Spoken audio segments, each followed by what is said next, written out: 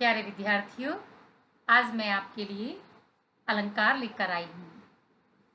अलंकार समझाऊंगी आपको। अलंकार 3 प्रकार के होते हैं: शब्दालंकार, अर्थालंकार, उभयालंकार। हमारे पाठ्यक्रम में 2 ही प्रकार के अलंकार हैं। मैं उन्हीं के बारे में आज आपसे चर्चा करूंगी, शब्दालंकार और अर्थालंकार। पहले हम शब्दालंकार पढ़ेंगे, उसके बाद हम अर्थालंकार पढ़ेंगे। शब्दालंकार, जहाँ काव्य में चमत्कार का आधार केवल शब्द हो, वहाँ शब्दालंकार होता है। शब्दालंकार के 5 भेद हैं: अनुप्रास, यमक, श्लेष, वक्रोक्ति, दीप्सा। अब हम इन 5 को अलग अलग परिभाषा और उदाहरण के साथ समझने की कोशिश करेंगे। सर्वप्रथम अनुप्रास अलंकार। अनुप्रास 2 शब्दों के योग से बना हुआ है, अनु धन प्रास। यहाँ पर अनु का अर्थ है बार बार यानी पीछे, और प्रास का अर्थ है वर्ण, अर्थात जब किसी वर्ण की बार बार आवृत्ति हो, आवृत्ति यानी आए, और उससे जो चमत्कार उत्पन्न होता है उसे अनुप्रास अलंकार कहा जाता है या अनुप्रास अलंकार कहते हैं। अब मैं आपके सामने उदाहरण प्रस्तुत करूंगी। तरन तनुजा तट तमाल तरवर बौछाए।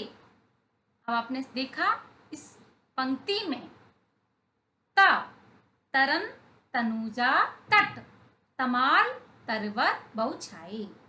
त वर्ण की आवृत्ति 1 से अधिक बार हुई है, अतः यहाँ अनुप्रास अलंकार दिखाई देता है। इसी प्रकार हम दूसरा उदाहरण देखेंगे। चार चंद्र की चंचल किरणें खेल रही थीं जल थल में।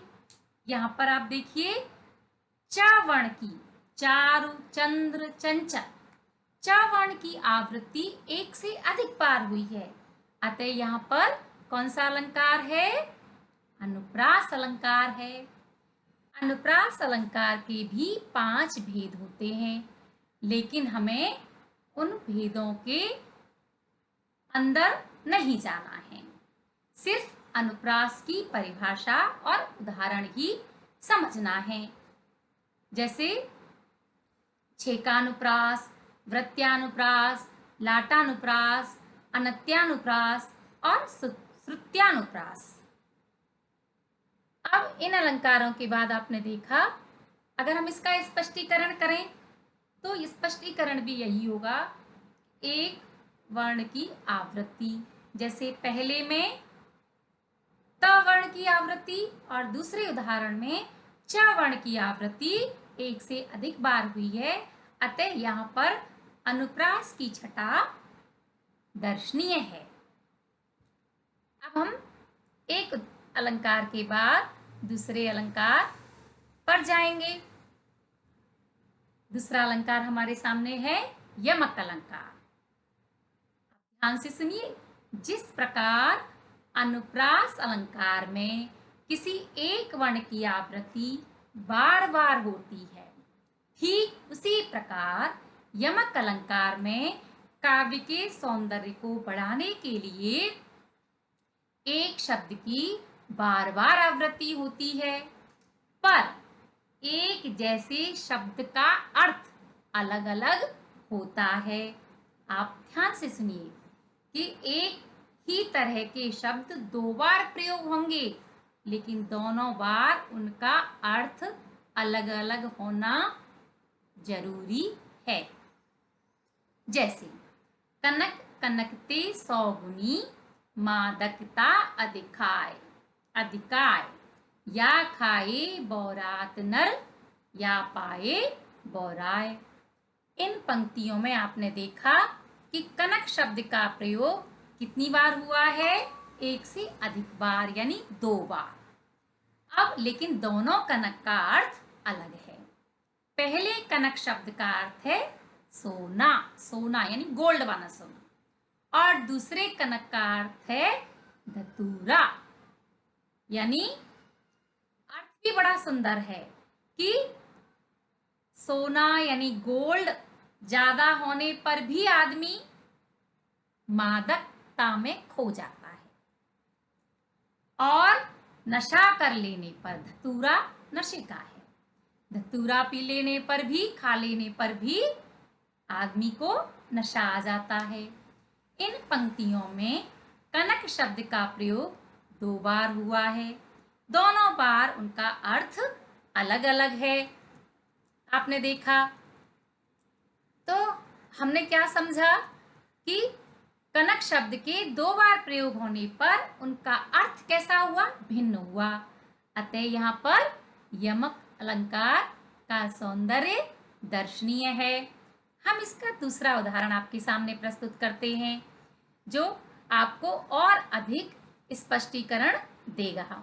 दूसरा उदाहरण है, माला फेरत जग गया, फिरा न मन का फेर, कर का मन का डार दे, मन का फेर।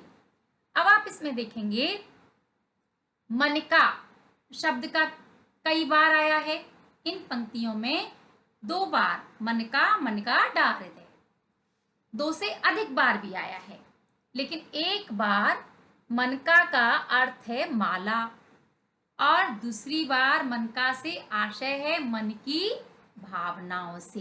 ध्यान दीजिए, मन का यानी मन का फेर, मन का चक्र जो घूमता रहता है चंचल चलायमान, मन का यानी माला। दूसरी बार फिर मन का फेर यानी मन की भावनाओं से ईश्वर को याद कर। अर्थात संसार क्या करता है, माला फेरता रहता है, लेकिन मन में जो चंचलता है वो दूर नहीं होती। लेकिन पहले जब दूसरी पंक्ति में आया, कर का मन का डार दे, तू माला झोली को रख दे, माला करना बंद कर दे, सिर्फ मन की भावनाओं से ईश्वर को याद कर। तो दोनों बार उसका अर्थ अलग है। जैसे मन का शब्द का प्रयोग कितनी बार हुआ, 2 बार, लेकिन प्रत्येक बार उसका भिन्न अर्थ होने के कारण यहाँ पर यमक अलंकार का सौंदर्य दिखाई देता है। अब हम फिर तीसरे अलंकार की बात करेंगे, श्लेष अलंकार।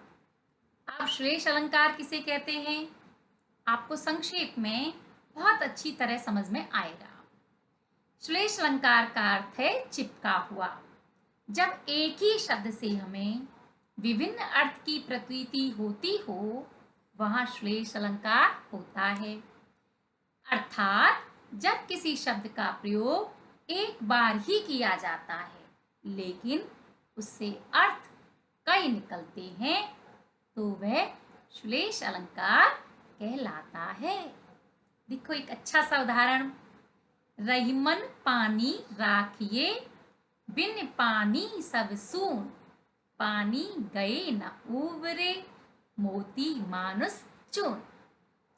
इस दोहे में रहीम दास जी ने पानी को 3 अर्थों में प्रयुक्त किया है। पानी का पहला अर्थ है विनम्रता, जो किसके संदर्भ में है, मनुष्य के में।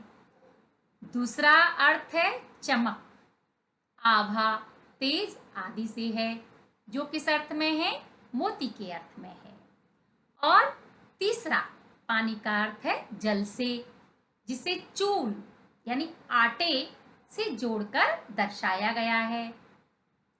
अर्थात जिस प्रकार आटे का अस्तित्व पानी के बिना नहीं है, अर्थात जब सूखा आटा है तो जब तक उसमें पानी नहीं डालेंगे तो वो नम्र नहीं हो सकता। उसी तरह मोती का मूल्य उसकी आभा के बिना नहीं है। ठीक उसी प्रकार मनुष्य को अपने स्वभाव में विनम्रता रखनी चाहिए, अन्यथा उसके मूल्यों का ह्रास होता है इस तरह यहाँ श्लेष की सुंदरता दर्शनीय है। देखिए फिर एक दूसरा उदाहरण मैं आपके लिए लेकर आई हूं। मंगन को देख पट देत बार बार है। इस पंक्ति में देखिए पट शब्द का केवल एक बार प्रयोग है हुआ, किंतु इसके दो अर्थ सूचित हो रहे हैं। पहला पट का अर्थ है कपाट और दूसरा वस्त्र। अतः यहाँ पट के प्रयोग में कौन सा अलंकार है? श्लेष अलंकार। और श्लेष की सुंदरता यहाँ पर बड़ी बखूबी से दर्शनीय है।